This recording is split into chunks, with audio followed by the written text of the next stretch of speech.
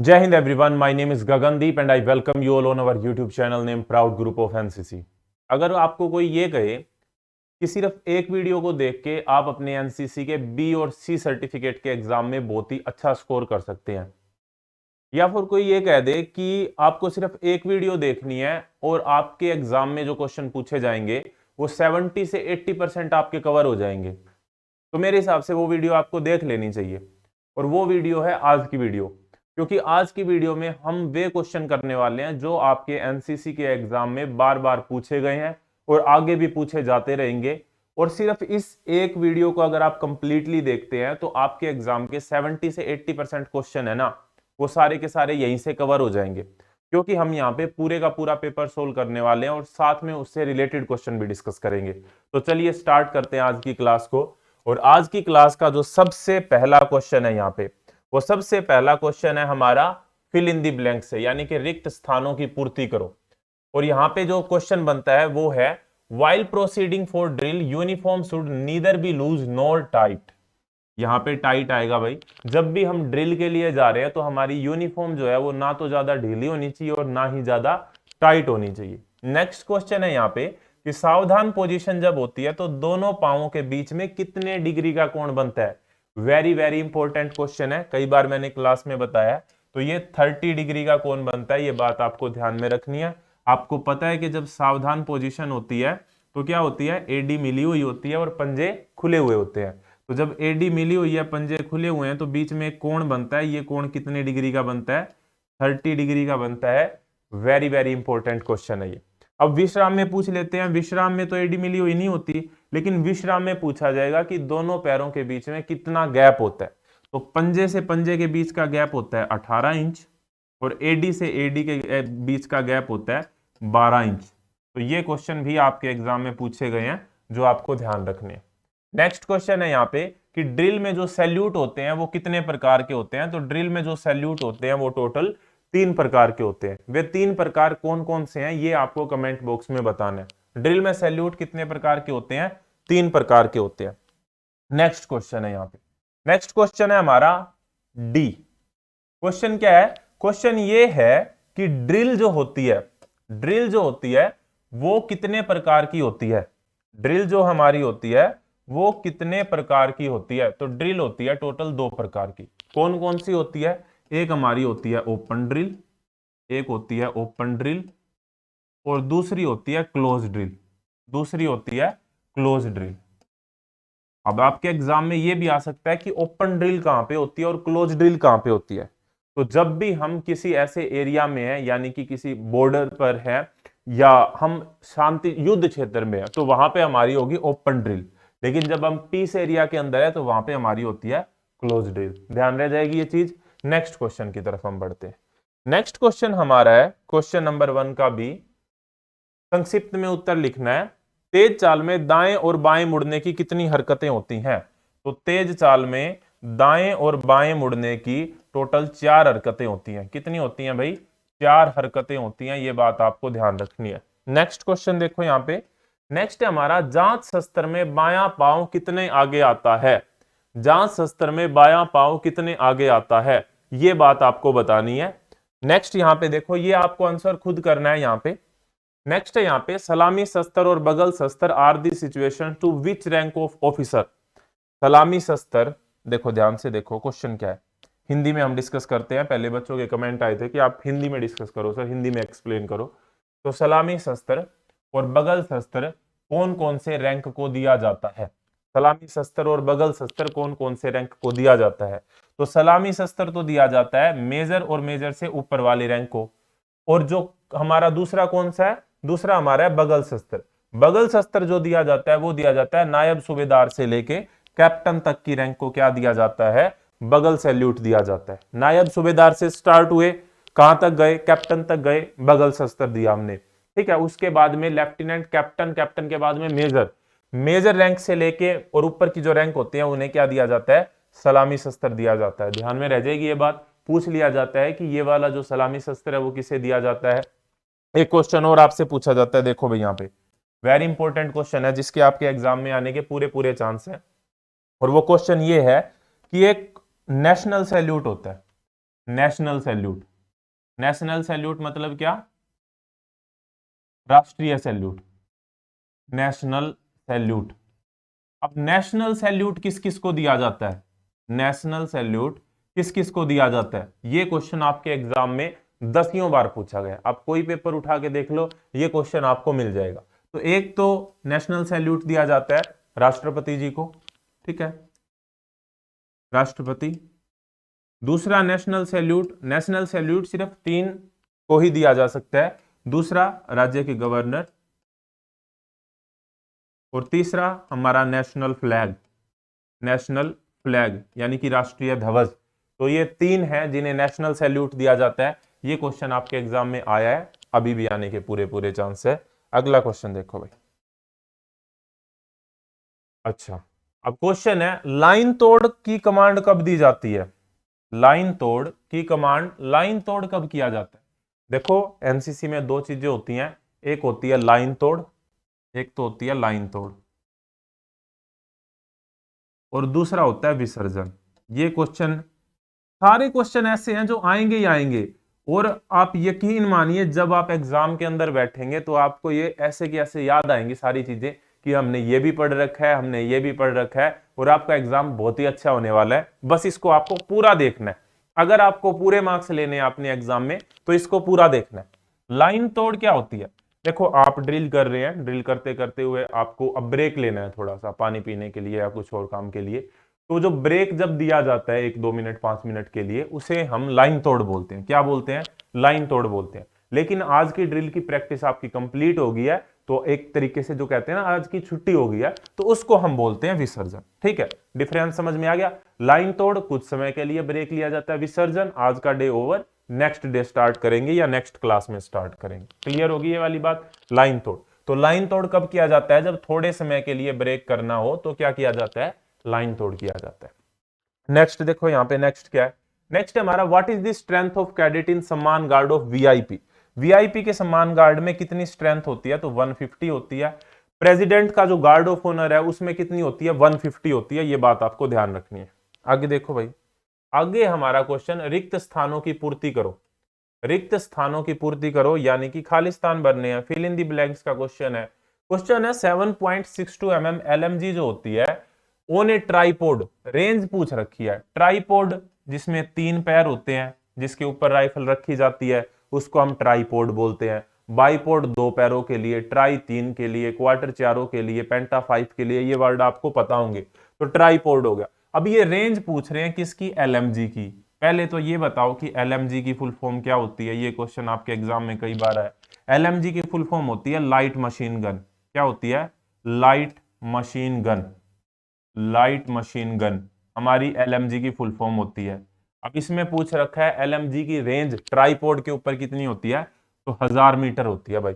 1000 metre लगा लो, गज लगा लो, ये इसमें करते रहते हैं चेंज। नेक्स्ट देखो यहाँ पे कि firing can be done in, कितनी पोजीशन में फायरिंग की जा सकती है? तो फायरिंग करने की ना टोटल 4 पोजीशन होती है। कितनी पोजीशन होती है?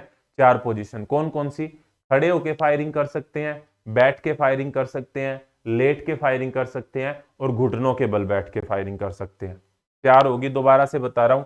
खड़े होकर मतलब स्टैंडिंग, खड़े होकर फायरिंग करना एक पोजीशन होगी, ठीक है। दूसरे नंबर पर सिटिंग पोजीशन यानी कि बैठकर, ठीक है। तीसरी हमारी होगी लेट कर यानी कि लेइंग पोजीशन, ठीक है। और फोर्थ हमारी होगी नीलिंग, KNEELING यानी कि घुटनों के बल। तो ये 4 पोजीशन होती हैं फायरिंग करने की। क्लियर है ये वाली बात? फायरिंग कितने प्रकार से की जा सकती है, फायरिंग की कितनी पोजीशन होती है? तो फायरिंग की 4 पोजीशन होती हैं। Again very important question. See वाला क्या है? The loading capacity of a 7.62 mm LMG। LMG की लोडिंग कैपेसिटी कितनी है? मतलब LMG की मैगजीन में कितने राउंड आते हैं एक बार में। तो ये वाली यहाँ पे बात है। तो मैं तीनों के बता देता हूं आपको जो आपके एग्जाम में पूछे जाते हैं, साथ के साथ हम सारे डिस्कस कर लेते हैं। देखो भाई, तीनों के तीनों मैं आपको बताता हूं। अगर पूछा जाए .22 में, किसमें? .22 में पूछा जाए तो 5 राउंड आते हैं। SLR में पूछा जाए तो 20 राउंड आते हैं, और LMG में पूछा जाए तो 30 राउंड आते हैं। क्लियर है? तीनों के तीनों क्वेश्चन एक साथ बता दिए। अब आप भूलेंगे भी नहीं, एग्जाम में आएगा तो अच्छे से अटेम्प्ट भी कर लेंगे। क्लियर है ये वाली बात। 5 आते हैं .22 राइफल में, SLR में आते हैं 20, LMG में आते हैं 30। SLR की फुल फॉर्म क्या होती है आपको बताना है कमेंट बॉक्स में, बताएंगे बिल्कुल। एक अब ये इसकी हाँ एक इंपॉर्टेंट बात और है कि इसकी PDF भी आपको मिलेगी फ्री ऑफ कॉस्ट। इसकी PDF आपको मिलेगी टेलीग्राम चैनल पे। अभी आप जाएं टेलीग्राम पे, सर्च करें प्राउड ग्रुप ऑफ एनसीसी, या फिर वीडियो के डिस्क्रिप्शन में टेलीग्राम चैनल का लिंक है, वहां पे आपको इसकी PDF फ्री ऑफ कॉस्ट मिल जाएगी, मैं अपलोड कर दूंगा। और साथ के साथ इस वीडियो को अपने दोस्तों के साथ शेयर जरूर करना है ताकि वे भी अपने एग्जाम में A ग्रेड प्राप्त कर सकें। ठीक है, नेक्स्ट क्वेश्चन देखो यहां पे। नेक्स्ट हमारा है कि ये हो गया हमारा क्वेश्चन नंबर 5 की तरफ हम बढ़ते हैं। क्वेश्चन नंबर 5, क्वेश्चन नंबर 5 हमारा है सही गलत बताने हैं हमको। क्या बताने हैं भाई? सही गलत बताने हैं। सबसे पहला यहाँ पे क्या है? सबसे पहला है यहाँ पे the gas regulator of LMG is set at 4 anti aircraft role. यानी कि LMG का हवाई जहाज पर फायर करते समय गैस रेगुलेटर 4 फीट का होता है। ये यहाँ पे बात सही है तो आपको ध्यान रखनी है। Maximum range of .303 rifle is 500 yard, ये गलत है। नेक्स्ट क्या है? The weight of empty 7.62 mm SLR, ये भी यहाँ पे गलत है।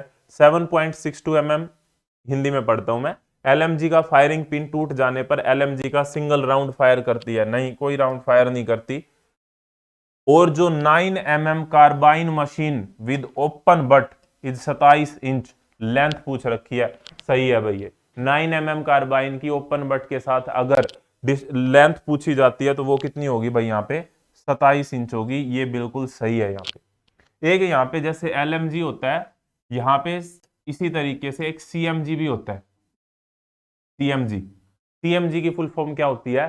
Carbine machine gun. ये क्वेश्चन भी आपके एग्जाम में पूछा गया है, इसीलिए हम यहाँ पे डिस्कस कर रहे हैं। अब देखो भाई, ये बहुत ही जबरदस्त क्वेश्चन है। National integration very interesting topic है, कई बार आपके एग्जाम में आया, कई बार क्या हर बार आता है। और नेशनल इंटीग्रेशन से क्वेश्चन ना आए ऐसा तो हो ही नहीं सकता। इससे रिलेटेड कम से कम 30 से 35 नंबर के क्वेश्चन आपके एग्जाम में आने वाले हैं इस टॉपिक में। और अब अगर ध्यान से सुनेंगे ना तो ये सारे के सारे नंबर आपको एज इट इज मिल सकते हैं, एक भी नंबर कहीं पे नहीं जाएगा। नेशनल इंटीग्रेशन हिंदी में बोलते हैं राष्ट्रीय एकता। क्या होता है राष्ट्रीय एकता? हम किसी भी धर्म से बिलोंग करते हो, किसी भी जाति, किसी भी समुदाय, किसी भी क्षेत्र, किसी भी भाषा से बिलोंग करते हैं, किसी भी नस्ल, कास्ट, क्रीड से बिलोंग करते हैं, डजंट मैटर। मैटर क्या करता है कि हम भारतीय हैं, हम सब भारतीय हैं। हमारा जो एनसीसी का गीत है, एनसीसी गान है, हम सब भारतीय हैं, वो मैटर करता है।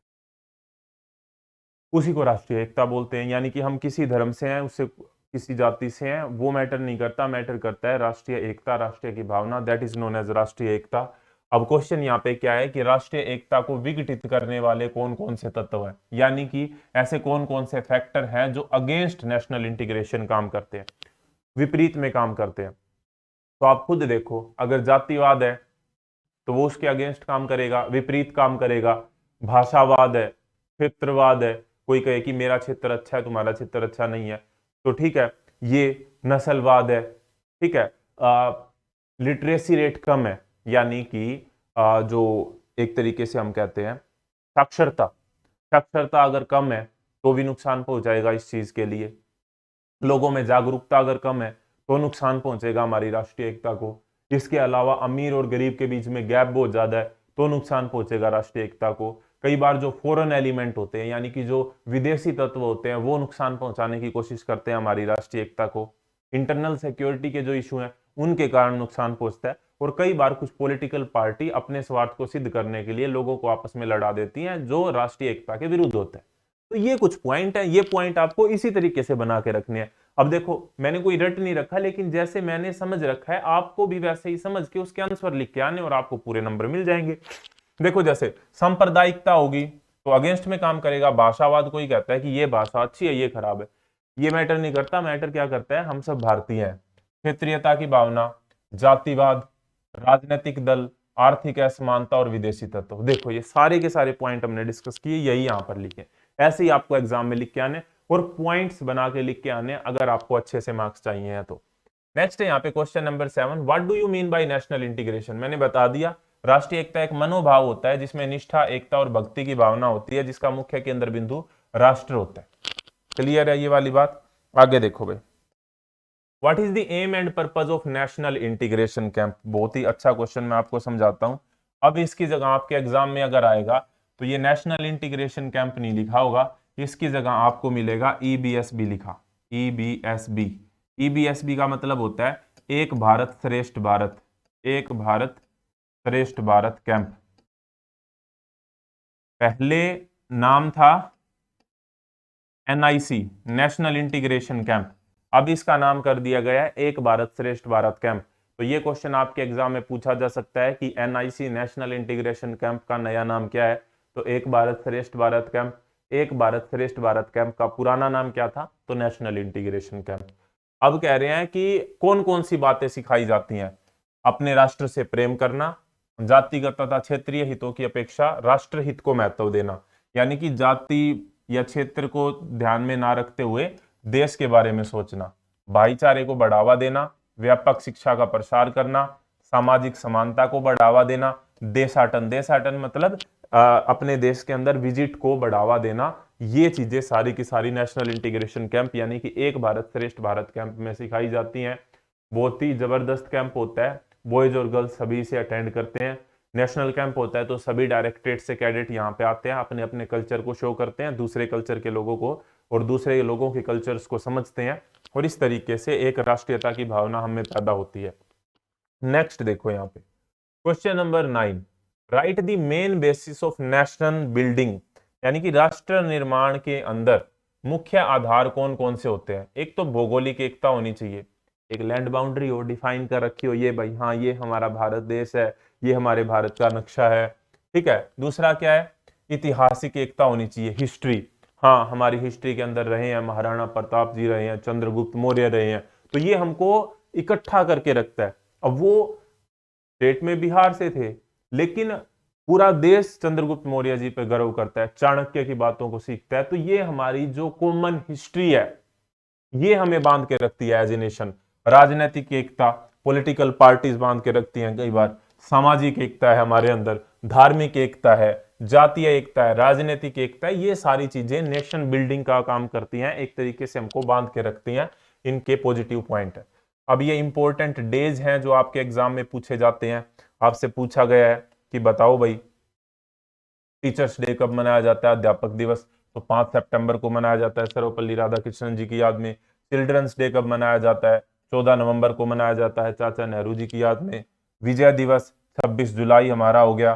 शहीद दिवस 30 जनवरी, शहीद दिवस 30 जनवरी, ये 30 जनवरी 1948 जब गांधी जी का असैसिनेशन हुआ था वो वाला शहीद दिवस है। वैसे 23 मार्च 1931 शहीदी दिवस जो हम बोलते हैं, जो भगत सिंह, राजगुरु और सुखदेव जी को जो फांसी हुई थी वो हुई थी 23 मार्च 1931 को।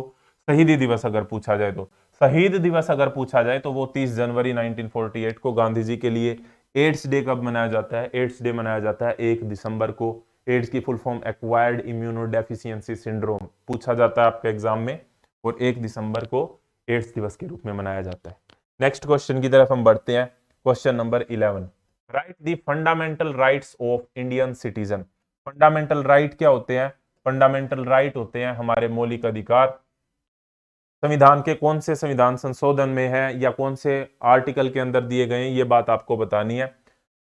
Fundamental right of Indian citizen, समानता का अधिकार, राइट टू इक्वालिटी, स्वतंत्रता का अधिकार, धार्मिक स्वतंत्रता का अधिकार, राइट्स अगेंस्ट एक्सप्लॉयटेशन, शोषण के विरुद्ध अधिकार, राइट टू एजुकेशन, शिक्षा का अधिकार, चलने फिरने का अधिकार, ये सारे के सारे क्या होते हैं, मौलिक अधिकारों के अंदर आते हैं, जो आपको पता होंगे ऑब्वियसली, ये आप लिख के आ सकते हैं। नेक्स्ट क्वेश्चन की तरफ हम बढ़ते हैं। हमारा नेक्स्ट क्वेश्चन है बहुत ही बढ़िया, बहुत ही अच्छा क्वेश्चन हमारा, what do you understand by duty and discipline. Hindi में बोलता हूं मैं, ठीक है। हमारा क्या होगा भाई, क्वेश्चन है कि कर्तव्य और अनुशासन से आप क्या समझते हैं। ईश्वर के उन आदेशों को जो हमारे विवेक से प्रकट होते हैं पालन करना यही कर्तव्य कहलाता है। मनुष्य के उन अधिकारों को जो ही सही अधिकार सत्ता से प्रकट होते हैं पालन करना ही अनुशासन कहलाता है। देखो कर्तव्य क्या है, कर्तव्य एक हमारे अंदर से फीलिंग होती है, ठीक है, कि हाँ हमको ये चीज करना चाहिए, हमें माता पिता की रिस्पेक्ट करनी चाहिए, हमें देश की रिस्पेक्ट करनी चाहिए, नेशनल फ्लैग की रिस्पेक्ट करनी चाहिए, साफ सफाई रखनी चाहिए, लोगों को प्यार से बोलना चाहिए, ये हमारे एक तरीके से कर्तव्य है। ठीक है, लेकिन अनुशासन क्या है कि कुछ चीजें हमारी जो इंस्ट्रक्शन है, कुछ चीजें जो मैंडेटरी हैं, उनको फॉलो करना जरूरी है। अगर उन्हें हम फॉलो करते हैं तो इसका मतलब हम डिसिप्लिन्ड है। तो ये डिफरेंस होता है इनमें। मानव व्यवस्था, मैन मैनेजमेंट। देखो एक चीज होती है टाइम मैनेजमेंट, ये तो आपने सुना होगा कि टाइम को कैसे मैनेज करना है। अपने कार्यों को पूरा करने के लिए जो रिक्वायर्ड टाइम है, सभी के पास 24 आवर्स होते हैं, उनको हम कैसे यूज करें, उसको हम क्या बोलते हैं, टाइम मैनेजमेंट बोलते हैं। लेकिन जो हमारे पास मानव संसाधन है, उनको हम कैसे यूज करें, उसे बोलते हैं मैन मैनेजमेंट। ठीक है, मानव व्यवस्था से तात्पर्य है सैनिकों को इस प्रकार की व्यवस्था जिसमें उनका मानसिक और शारीरिक विकास हो और समस्त संगठन युद्ध भूमि में अपनी समस्त क्षमताओं का सही ढंग से इस्तेमाल करते हुए अपने मकसद को प्राप्त कर सके, उसे मानव व्यवस्था कहते हैं। क्योंकि हम यहाँ पे डिफेंस की बात कर रहे हैं, एनसीसी की बात कर रहे हैं, तो जब युद्ध में हम हैं और हमारे पास जितने सैनिक हैं, उनको किस तरीके से मैनेज करना है, मोटिवेट करना है टारगेट को अचीव करने के लिए, उसे ही हम यहाँ पे मैन मैनेजमेंट बोलेंगे। नेक्स्ट क्वेश्चन है यहाँ पे, मोराल क्या होता है। मोराल, मनोबल। कहा जाता है ना कि मोराल हमेशा हाई होना चाहिए, मोराल डाउन नहीं होना चाहिए, बाकी चाहे कुछ हो जाए, तो मनोबल हमेशा हाई होना चाहिए। मनोबल क्या है, दृढ़ संकल्प है व्यक्ति के अंदर की कर लेंगे, हार जीत मैटर नहीं करती, हमको टारगेट को अचीव करना है और हम उस चीज के लिए मोटिवेटेड हैं, माइंड क्लियर है, that is known as the morale. मनोबल से आप क्या समझते हैं, मनोबल क्या होता है भाई, देखो मनोबल एक नैतिक गुण होता है जो किसी सैनिक की मानसिक शक्ति से उत्पन्न होता है तथा जिसे उसकी आंतरिक विशेषताओं को जागृत करके उत्पन्न किया जा सकता है। मनोबल का अर्थ है विभिन्न प्रकार की रुकावटों के होते हुए भी दृढ़ संकल्प तथा उत्साह के साथ लक्ष्य को प्राप्त करने की अंतिम इच्छा होना। क्लियर है यहाँ पे। तो बात यही है, मैं आपको बता दूं अच्छे से। एक मैं आपको एक कहानी के थ्रू एक बात को बताता हूँ। कहानी वही है कि एक बार एक लड़का होता है, वो एक साधु के पास जाता है और साधु से पूछता है कि अगर मेरे को टारगेट अचीव करना है, जिंदगी में लक्ष्य अचीव करना है, तो वो कैसे अचीव किया जाए। आपका कुछ भी लक्ष्य हो सकता है, तो वो कैसे अचीव किया जाए, क्योंकि नॉर्मली क्या होता है, हम टारगेट डिसाइड कर लेते हैं, फिर हमसे टारगेट अचीव नहीं हो पाता है। तो वो कैसे टारगेट अचीव किया जाए, एक साधु के पास जाता है। साधु उस समय नदी में नहा रहा होता है, वो उसे नदी में ही बुला लेता है और जैसे ही वो बच्चा उसके पास आता है तो उसे गर्दन से पकड़ पकड़ के नदी में डुबो देता है और नदी में तब तक डुबाए रखता है जब तक कि बिल्कुल एंड पॉइंट नहीं आ जाता। ठीक है, और फिर उसे एकदम से बाहर निकालता है और बाहर निकलते ही लड़का बहुत ही गहरी सांस लेता है, क्योंकि इतनी देर से उसने सांस नहीं ली थी। ठीक है, अब वो लड़का बहुत ही अचंभित होता है इस बात से, वो साधु से पूछता है कि आपने ये क्या किया। बोला उस बात को छोड़ो, तुम ये बताओ कि जब तुम पानी के अंदर थे तो तुम्हें सबसे ज्यादा जरूरत किस चीज की थी। तो वो बोला मुझे सबसे ज्यादा जरूरत थी हवा की, ऑक्सीजन की। तो बोला जिस दिन तुम्हें तुम्हारे लक्ष्य की, जो तुम्हारा टारगेट है, उसको अचीव करने की इतनी ज्यादा जरूरत फील होगी ना, इतनी ज्यादा नीड फील होगी, तो उस समय तुम्हें तुम्हारे लक्ष्य को प्राप्त करने से कोई नहीं रोक सकता। तो ये हमारा लेजर शार्प फोकस होना चाहिए किसी भी टारगेट को अचीव करने के लिए। ठीक है, इस तरीके से अगर आप चीजों को करेंगे ना, तो ये तो बहुत ही मैं कहूंगा आसान चीज है, एनसीसी बी और सी सर्टिफिकेट का एग्जाम। आगे बहुत चीजें करनी है हमको, तो ये इजीली हो जाएगा। इस वीडियो को आप 2-3 बार देखें, आपका एग्जाम क्लियर है, कोई चिंता वाली बात नहीं है। बस फोकस हमारा यहीं पे होना चाहिए। पीडीएफ इसकी आपको टेलीग्राम पे मिल जाएगी, लिंक डिस्क्रिप्शन में है। नेक्स्ट देखो यहाँ पे क्वेश्चन नंबर 15। क्वेश्चन नंबर 15 क्या है कि प्रशासन के सिद्धांत लिखो। प्रशासन, यहाँ पे प्रशासन से क्या मतलब दे रखा है, एडमिनिस्ट्रेशन से। तो सबसे पहले तो जो भी एडमिनिस्ट्रेशन करेगा तो उसकी दूरदर्शिता होगी। दूरदर्शिता मतलब वो दूर की सोचेगा। ठीक है, योजना बनाते समय दूर किया, आगे की सोचनी। लचक होगी, कई समाधानों पर विचार करना। लचक का क्या मतलब है कि वो रिजिड नहीं है। एक बार अगर हमने डिसाइड कर लिया कि इसी रास्ते से जाएंगे, तो इसका ये मतलब नहीं है इसी से जाएंगे। ये बंद हो गया तो इसमें कोई दिक्कत आ गई, कोई बारिश आ गई, तो हमारे पास बैकअप प्लान भी होने चाहिए। तीसरा क्या है, सरलता होनी चाहिए। योजना हमेशा सरल हो। योजना ज्यादा कॉम्प्लिकेटेड होगी तो सभी को समझ में नहीं आएगी। ठीक है, तो योजना सरल होनी चाहिए। सहयोग, प्रशासन के विभिन्न भागों में सहयोग अति आवश्यक है। तो जो भी मैनेजमेंट कर रहे हैं, एडमिनिस्ट्रेशन कर रहे हैं, तो सहयोग होना चाहिए। ठीक है, आर्मी एयर डिफेंस का काम है, वहां पे सप्लाई कोर का काम है, वहां पे आगे पेट्रोलिंग के लिए जा रहे हैं, तो सारों का कोऑर्डिनेशन होना, सहयोग होना बहुत ज्यादा जरूरी है। अब ये जो क्वेश्चन है ना, क्वेश्चन नंबर 16 भाई, ये अभी लिख लो जे, आपके एग्जाम में पक्का पक्का आएगा भाई। कोई डाउट ही नहीं है कि ये क्वेश्चन आपके एग्जाम में ना आए। तो वेरी वेरी इंपॉर्टेंट क्वेश्चन है आपके एग्जाम के लिए, वेरी वेरी इंपॉर्टेंट। और ये मैं तो कहूंगा कि 10 गुण आपके एग्जाम में पूछे जा सकते हैं, 5 की जगह आप 10 याद करें। ठीक है, सबसे पहले तो क्वेश्चन क्या है, नेता के कोई 5 गुण लिखो। तो नेता के 5 गुण यहाँ पे निम्नलिखित हैं। सबसे पहले तो आचरण, उसका जो कैरेक्टर होता है ना वो अच्छा होता है। साहस, उसके अंदर क्या होता है, साहस होता है, वह साहसी होना चाहिए, कठिन परिस्थितियों में भी उसके धैर्य को नहीं खोना चाहिए। सहनशीलता, वह सहनशील होना चाहिए। निर्णायकता, उसमें निर्णय लेने की क्षमता होनी चाहिए। न्याय, उसे अपनी जनता के साथ न्याय करने वाला होना चाहिए, अर्थात उसका बिल्कुल निष्पक्ष होना चाहिए। इसके अलावा अगर आपको और लिखनी है तो नॉलेज यानी कि ज्ञान होना बहुत ज्यादा जरूरी है, अपने सब्जेक्ट का भी और साथ के साथ बाकी जो चीजें दुनिया के अंदर हो रही हैं उसके बारे में उसका ज्ञान होना बहुत ज्यादा जरूरी है। डिसिप्लिन्ड, अनुशासन होना चाहिए, जो भी लीडर है वो अनुशासन अगर होगा उसके अंदर तो बहुत ही अच्छी बात है, क्योंकि बाकी सभी उसकी तरफ देखते हैं, तो उसे अनुशासन में रहना बहुत ज्यादा जरूरी है। लाइवलीनेस होनी चाहिए। लाइवलीनेस का क्या मतलब होता है, लाइवलीनेस का मतलब होता है जिंदा दिली।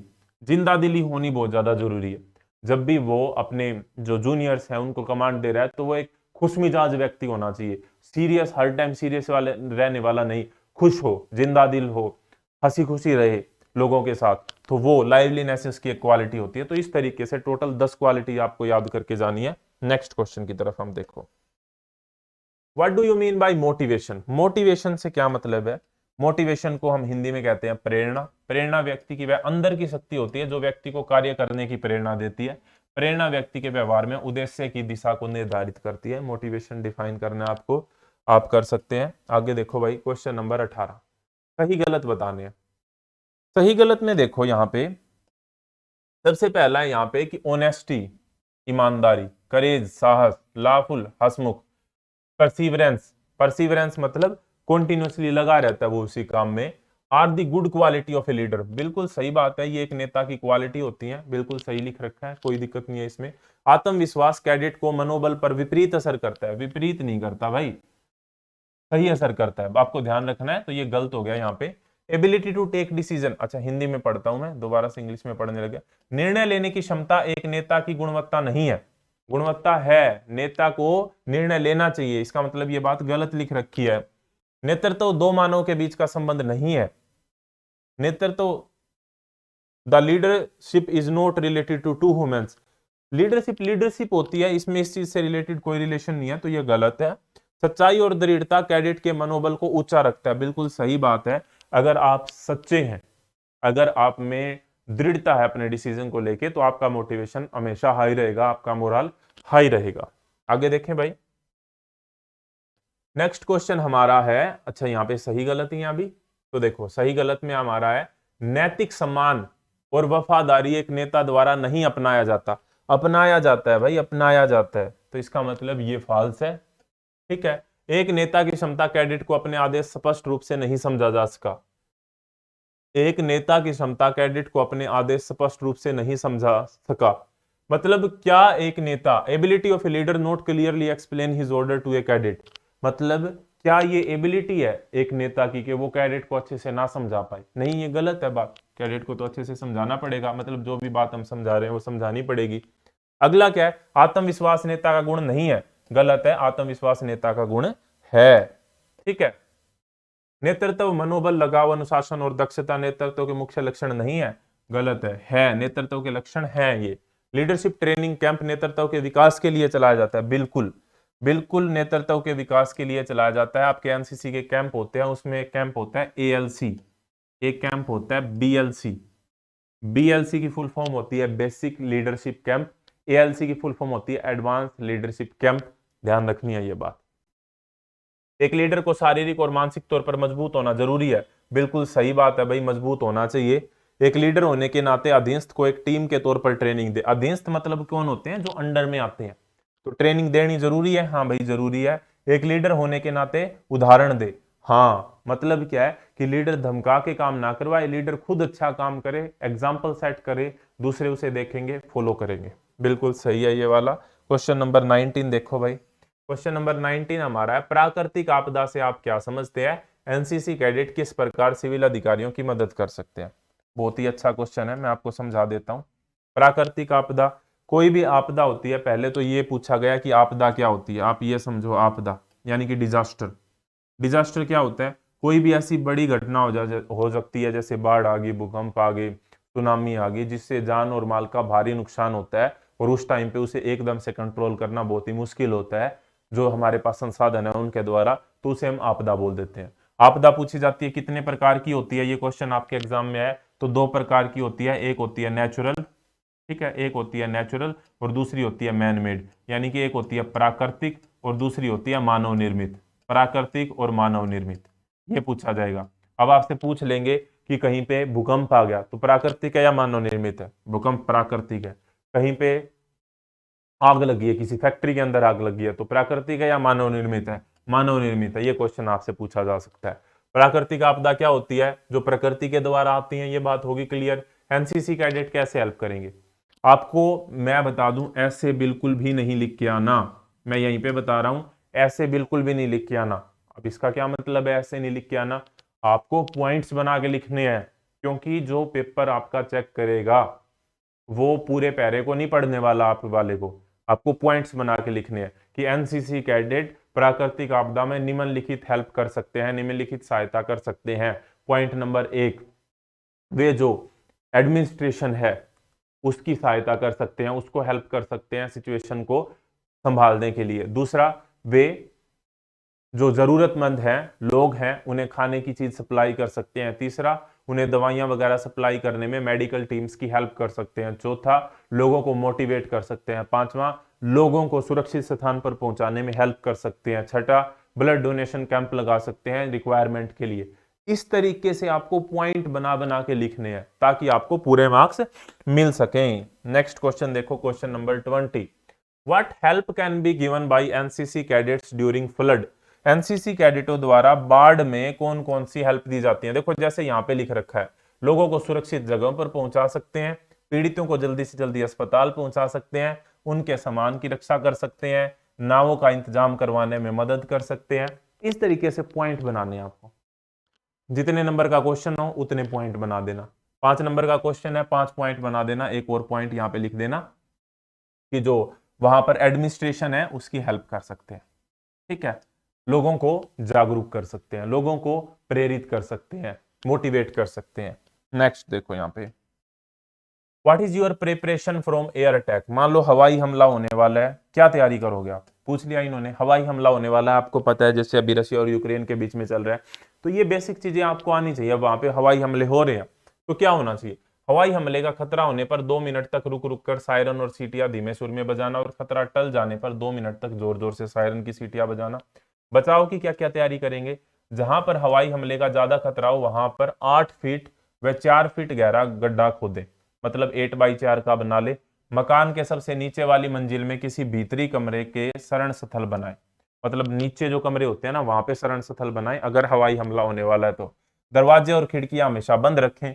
कांच के ऊपर पेपर या कागज चिपकाएं। अब ये ऐसा क्यों कह रहे हैं कांच के ऊपर पेपर या कागज चिपकाएं? क्योंकि हवाई हमले होते हैं तो ये टूटने लग जाते हैं, और टूटते हैं जब कांच के गिलास तो वे लग सकते हैं, लेकिन अगर हम उस पर कागज वगैरह चिपका देंगे तो वो अगर टूटे बिगा तो वहीं पे गिरेगा, बिखर के कहीं दूर जाके किसी को लगेगा नहीं, ठीक है।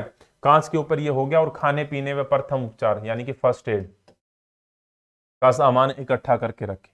तो ये चीजें हैं जो हमें हेल्प करती हैं हवाई हमले के दौरान, ये बात आपको ध्यान रखनी है। आगे क्वेश्चन है भाई, समाज सेवा से कैडेट को क्या लाभ है?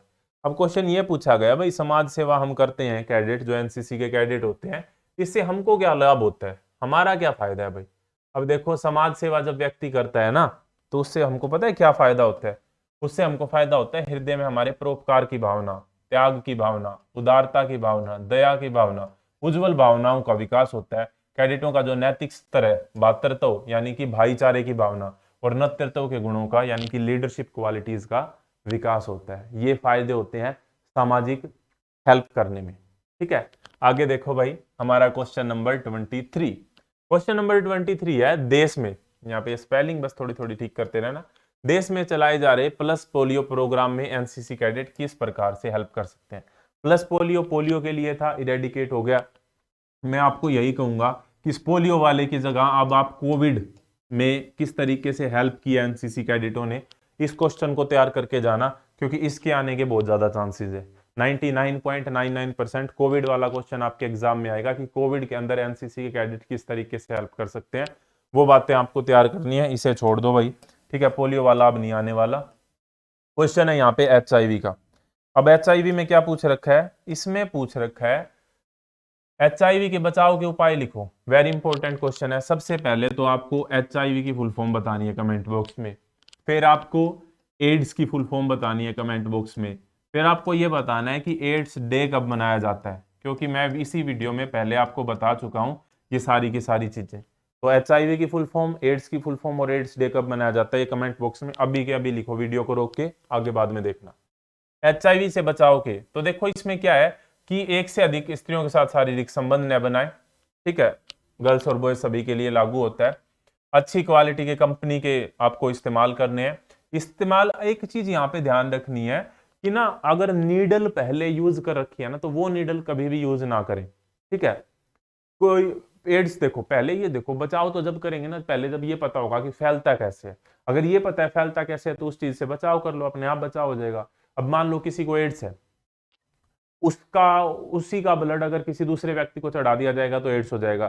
तो जब भी ब्लड लें तो अच्छे से चेक करके लें, या फिर डॉक्टर्स को इस बात का प्रिस्क्रिप्शन रखना है। अगर सुई एड्स वाले व्यक्ति के लिए यूज किया, उसी सुई को, उसी नीडल को दूसरे व्यक्ति में यूज करेंगे तो उसको एड्स होने की संभावना रहेगी। अगर किसी व्यक्ति को एड्स है, उसके साथ अगर यौन संबंध बनाएंगे तो एड्स होने की संभावना रहेगी। अगर माता पिता को एड्स है तो बच्चे को एड्स होने की संभावना रहेगी। तो अगर आपको एड्स से बचना है तो इन चीजों को रोक दें, बस एड्स से बचाव हो जाएगा। नेक्स्ट देखो भाई यहाँ पे, what is the aim of social service. Aim क्या है, सामाजिक सेवा का उद्देश्य क्या है, तो यही है, ऊपर हमने क्वेश्चन डिस्कस किया है। कैडेट्स में निस्वार्थ भाव से रचनात्मक कार्यों के प्रति रुचि उत्पन्न करना, एक पॉइंट हो गया। कैडेट्स में परस्पर सहयोग की भावना को बढ़ाना, दूसरा पॉइंट। कैडेट्स को श्रम की प्रतिष्ठा, ये वाला श्रम है ये, ठीक है, श्रम की प्रतिष्ठा की शिक्षा देना। कैडेट को सहवर्ग मतलब साथ में काम करना और संगठित कार्य से नेतृत्व पैदा करना, ये होता है भाई। ये आ गया भाई इंपॉर्टेंट फुल फॉर्म, मैंने बताई थी आपके एग्जाम में आएंगी और आएगी आएंगी, ये पक्का आपके एग्जाम में रट के जानी है, आपको छोड़ना नहीं है, ए ग्रेड लेनी है हमको, हमारा टारगेट इससे नीचे नहीं होना चाहिए। एड्स की फुल फॉर्म होती है acquired immunodeficiency syndrome. HIV की फुल फॉर्म होती है human immuno virus. AIDS day कब मनाया जाता है, 1 दिसंबर को, ठीक है। एनजीओ की फुल फॉर्म होती है non governmental organisation, non government organisation. DRDO की फुल फॉर्म होती है defence research and development organisation, ठीक है। इसरो की फुल फॉर्म बताओ भाई, इसरो की फुल फॉर्म बतानी है आपको कमेंट बॉक्स के अंदर, इसरो की फुल फॉर्म कमेंट बॉक्स में बतानी है, चांसेस है आने की। सीएमजी की फुल फॉर्म होती है कार्बाइन मशीन गन। आपको ये फुल फॉर्म और बतानी है भाई। जो भी ये सारे के सारे क्वेश्चन जो मैं इसमें पूछ रहा हूं, वो सारे के सारे क्वेश्चन का सही जवाब देगा, उसके कमेंट को पिन किया जाएगा और हार्ट दिया जाएगा। एलएमजी की बताओ भाई, एसएलआर की बताओ, इसरो की बताओ। आगे देखो, क्वेश्चन है what is the method of prevention water pollution. अब पानी में पोल्यूशन हो गया, बचाना है आपको, पानी को पोल्यूट नहीं होने देना, क्या क्या तरीके हैं। सबसे पहला तरीका है हमारा यहाँ पे, हैंडपंप से पीने के लिए पानी का उपयोग करें तथा पंप के नजदीक कपड़े न धोएं। क्योंकि ये माना जाता है कि धरती में पानी जो होता है वो स्वस्थ होता है, लेकिन आजकल उसके अंदर भी मिलावट होने लगी है। कुओं के चारों ओर चबूतरा बनाएं, ऊपर छत डालें, ठीक है। कुओं के बीच में गंदे बर्तन न डालें।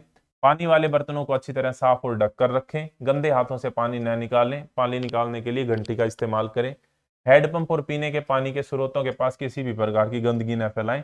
जहां तक हो सके पानी को उबालकर ठंडा होने के बाद छान कर उपयोग करें तथा कुओं में ब्लीचिंग पाउडर डालें, जिससे पानी के अंदर जो हानिकारक कीटाणु है वो मर जाए। तो ये तरीके होते हैं पानी को साफ रखने के, वायु प्रदूषण से, सॉरी, जल प्रदूषण से बचने के। यहाँ पे क्लियर है भाई ये वाला पॉइंट। नेक्स्ट क्वेश्चन देखो, यहाँ पे हमारा नेक्स्ट क्वेश्चन है, हाइजीन एक शब्द होता है, हाइजीन, हेल्थ एंड हाइजीन हमारा एक टॉपिक भी होता है। हाइजीन शब्द है, उसका क्या मतलब है भाई यहाँ पे, हाइजीन। तो हाइजीन शब्द का प्रयोग किस संदर्भ में किया जाता है, पर्सनल हाइजीन से आप क्या समझते हैं। देखो, हाइजीन शब्द का प्रयोग बीमारियों से बचने का एक बड़ा उपाय। हाइजीन मतलब साफ सफाई रखना, पर्सनल हाइजीन मतलब खुद की साफ सफाई रखना, नाखून काट के रखना है, नहाना है टाइम से, ठीक है, हाथों को हमेशा धोते रहना है, बालों को हमेशा प्रॉपर कटिंग के साथ और धो के रखना है, ठीक है, ब्रश करना है डेली। ये पर्सनल हाइजीन के अंदर चीजें आती हैं, तो बस उसी को पर्सनल हाइजीन कर देते हैं। नेक्स्ट है यहाँ पे क्वेश्चन नंबर 29। कैंप में सफाई के बंदोबस्त रखना है, रख लेंगे, आप सभी ने कैंप अटेंड किया होगा, कैसे रखते हैं तो आप बता देना। भाई कैंप के इलाके की साफ सफाई रखनी है, रसोई घर को साफ रखना है, जानवर अंदर आने नहीं देने, पानी नहीं इकट्ठा होना देना, डीटीटी का छिड़काव करना है, खाना पहली बात तो बचाना नहीं है, अगर बच गया तो किसी गड्ढे में दबा दो ताकि वो सड़े गले ना, नहाने की जगह साफ रखनी है, टॉयलेट्स वगैरह वो साफ रखने हैं, बेसिक बातें हैं, लिख लोगे, इसमें कोई मेरे हिसाब से बताने वाली बात नहीं है। फूड, फूड क्या होता है, खाना, भोजन, भोजन के अंदर मुख्य तत्व क्या क्या होते हैं, तो क्या क्या होंगे, कार्बोहाइड्रेट होना चाहिए, प्रोटीन, वसा, खनिज लवण, विटामिन, जल, सेल्यूलोज आदि, ये क्या होते हैं, खाने के अंदर प्रॉपर डाइट होनी चाहिए, तो ये सारी चीजें उसके अंदर अवेलेबल हो।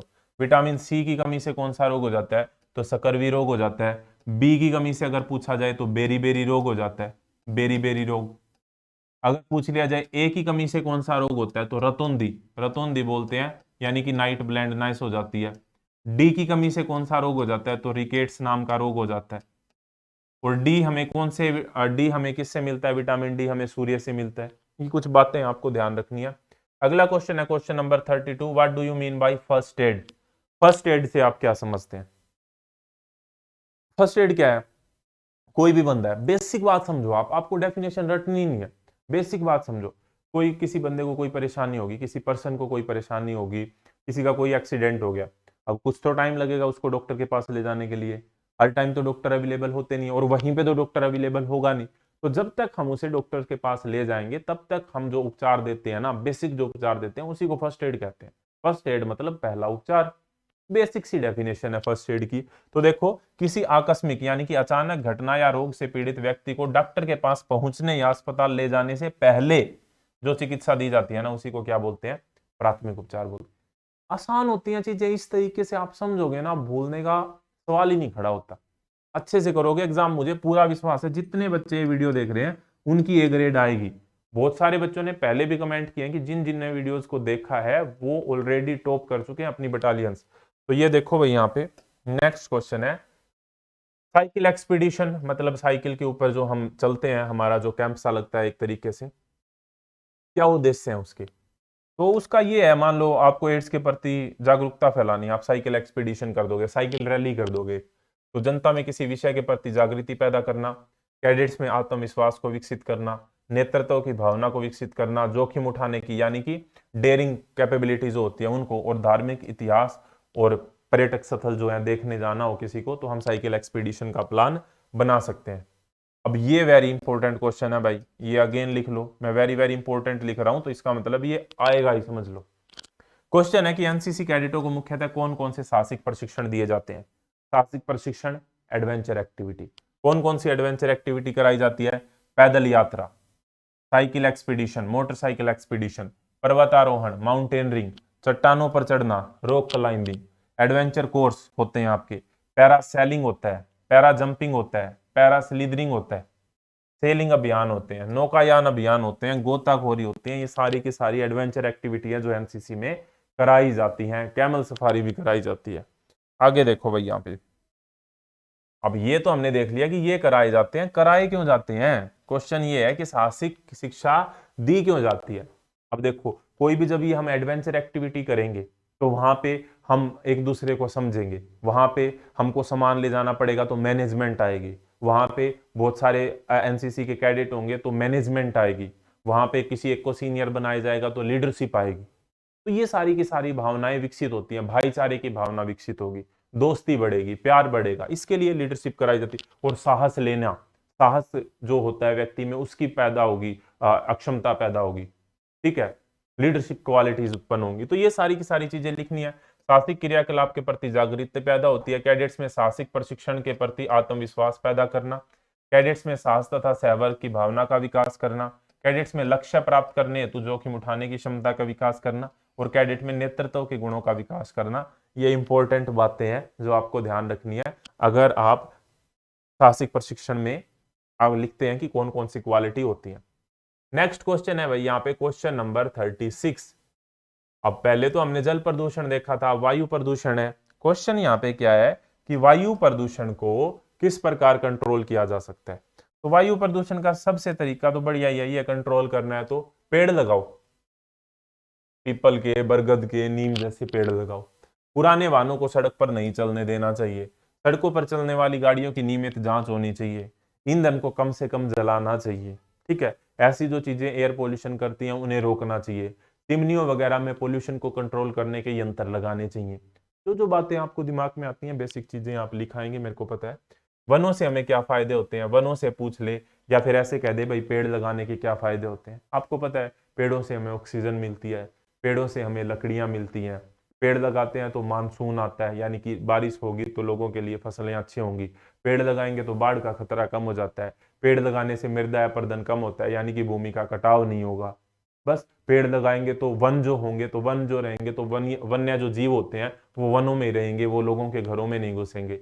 ये सारे के सारे फायदे आप लिख के आ सकते हैं।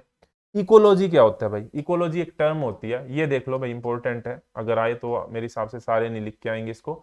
तो इकोलॉजी क्या होता है? जिस तरीके से एनवायरनमेंट होता है ना, एनवायरनमेंट तो हमारे चारों ओर का आवरण, और इकोलॉजी क्या है कि हम और हमारे जो जानवर आसपास रहते हैं, पेड़ पौधे जो रहते हैं, उनका आपस में जो संबंध दर्शाता है ना, उसी को हम इकोलॉजी कहते हैं। विज्ञान की वह शाखा जिसमें जीव एवं उसके वातावरण के पारस्परिक संबंधों को अध्ययन किया जाता है, उसे हम क्या बोल देते हैं भाई? इकोलॉजी बोल देते हैं। क्या बोल देते हैं? इकोलॉजी बोल देते हैं। Question number 39, what is the method of stopping soil erosion? Soil erosion Hindi में बोलता हूं, भूमि कटाव को रोकने के उपाय लिखो। भूमि कटाव को रोकना है, पेड़ लगाओ, घास उगाओ। ठीक है, नदी वगैरह के किनारे हैं, वहां को अच्छे से बांध बना दो वहां पे, ताकि भूमि का कटाव ना हो। पेड़ पौधों को न काटा जाए, अधिक से अधिक पेड़ पौधे लगाए जाएं। नदी नालों के किनारों पर बांध बना दिए जाएं, उनके किनारों पर पेड़ पौधे लगाए जाएं, जिससे पानी का कटाव न हो। पॉइंट्स बना के लिखना, मैं पहले ही आपको बता रहा हूं। अगला क्वेश्चन यहाँ पे देखो, वेरी इंपॉर्टेंट क्वेश्चन है। ये क्वेश्चन भी वेरी वेरी इंपॉर्टेंट है भाई। ये क्वेश्चन आपके एग्जाम में पक्का पक्का आ सकता है। ऑब्स्टेकल कोर्स, ऑब्स्टेकल कोर्स या ऑब्स्टेकल ट्रेनिंग, ओटी जिसको हम बोलते हैं। 5 ऑब्स्टेकल के नाम यहाँ पे बताने हैं, 9 के लिख रखे हैं। टोटल कितनी होती हैं? 10 होती है एनसीसी के अंदर ऑब्स्टेकल ट्रेनिंग। ये बात भी आपको ध्यान रखनी है। सबसे पहली कौन सी होती है? Straight balance. ये क्वेश्चन भी एक बार आपके एग्जाम में पूछा गया। दूसरी कौन सी होगी? Clear jump. तीसरी जिग जैग। चौथी होगी हाई वाल यानी कि ऊंची दीवार। पांचवी होगी डबल डिस यानी कि डबल खाई। सिक्स होगी यहाँ पे राइट हैंड वोल्ट। सातवीं होगी यहाँ पे लेफ्ट हैंड वोल्ट। आठवीं होगी यहाँ पे गेट वोल्ट। और नौवीं होगी यहाँ पे रैंप अप। तो ये हमारी ऑब्स्टेकल ट्रेनिंग होती है। पक्का क्वेश्चन आपके एग्जाम में आ सकता है, ध्यान दे लेना भाई। क्वेश्चन नंबर 41, जबरदस्त शानदार क्वेश्चन है भाई, ये ध्यान रखना है आपको। क्या है क्वेश्चन नंबर 41? क्वेश्चन नंबर 41 है कि हमारी जो इंडियन आर्म्ड फोर्सेज है उन्हें कितने भागों में बांटा गया? आप सभी को पता है 3 होती हैं, आर्मी, नेवी, एयरफोर्स। अब यहां पे आपको सबसे इंपॉर्टेंट बात है कि आपको यह बताना है कि इंडियन आर्मी के चीफ कौन है इस समय पर। कमेंट बॉक्स में लिखो भाई, who is the chief of Indian army, Indian navy and Indian air force. तीनों सेनाओं के चीफ कौन है, उनके नाम बताओ। ठीक है, इंडिया के पहले सीडीएस कौन थे, उनके नाम बताओ। इंडिया के इस टाइम पे डिफेंस मिनिस्टर कौन है, उनका नाम बताओ। ये क्वेश्चन आपके एग्जाम में पक्के पक्के आ सकते हैं, मैं आपको पहले ही बता रहा हूं। डिफेंस मिनिस्टर का नाम बताना है, सीडीएस का नाम कौन थे पहले सबसे, एयरफोर्स के चीफ कौन है, नेवी के चीफ कौन है, आर्मी के चीफ कौन है। और एक क्वेश्चन और कि तीनों सेनाओं का प्रमुख कौन होता है? तो तीनों सेनाओं के प्रमुख होते हैं हमारे राष्ट्रपति जी। ठीक है, तो राष्ट्रपति रामनाथ कोविंद जी। इस समय के लिए जब आप वीडियो देख रहे होंगे तो आप उस समय पर देख लेना कि कौन है। तो तीनों सेनाओं के जो प्रमुख होते हैं वो राष्ट्रपति होते हैं। और तीनों सेनाएं थल सेना, जल सेना और वायु सेना है हमारी यहाँ पे। अगला क्वेश्चन है, इंडियन आर्मी की यहाँ पे कमांड पूछ रखी है। इसी तरीके से आपको नेवी और एयरफोर्स की कमांड भी पता होनी चाहिए।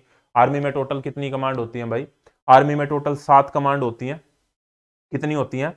आर्मी में टोटल 7 कमांड है, और एक 6 इसके अंदर मुख्य कमांड होती है, एक यहाँ पे ट्रेनिंग कमांड होती है। ट्रेनिंग कमांड शिमला के अंदर है, ट्रेनिंग कमांड हमारी है शिमला में। ये बात ध्यान रखनी है भाई, आपको मैं बता देता हूँ। ट्रेनिंग कमांड है यहाँ पे शिमला में, ये बात देखना यहाँ पे। तो 4 कमांड तो उत्तर, पश्चिम, पूर्व और दक्षिण, ये 4 कमांड होगी। सेंट्रल कमांड हमारी लखनऊ में होगी। दक्षिण पश्चिमी कमांड देखो ध्यान से, सबसे पहले तो यहाँ पे होगी नॉर्दर्न कमांड उधमपुर में, बिल्कुल सही है ये वाला। ठीक है, फिर हमारी होगी पूर्वी command, army training command Shimla के अंदर, ये हमने यहाँ पे डिस्कस कर लिया है। उसके बाद में हम देखेंगे यहाँ पे वेस्टर्न कमांड, यानी कि वेस्टर्न पश्चिमी कमांड। वेस्टर्न यहाँ पे ये देखो गलत है भाई, इसको थोड़ा सा देखना।